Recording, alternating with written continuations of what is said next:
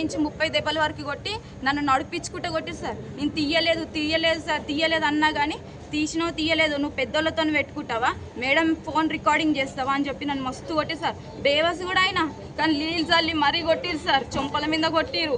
ఒక 2 కానిస్టేబుల్, ఒక మేడం శ్రీవాణి అని ఉంటుంది, ఆమె నా కాళ్ళ మీద నిలబడ్డది.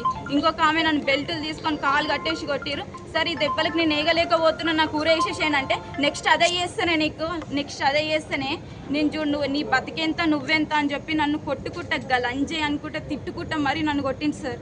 నేను ఇప్పటివరకు నేను ఏం తప్పు చేయలే అని చెప్పి నా నెక్లెస్ ట్రైలో కూడా పోయి సార్ మొత్తం మాకు చెక్కింగ్ ఉంటుంది సార్, మిషన్లు ఉంటాయి సార్. 5 ఏళ్ళు అయితే నేను పనిచేసి ఇప్పటివరకు ఇట్లా వాళ్ళ దగ్గర లేదు.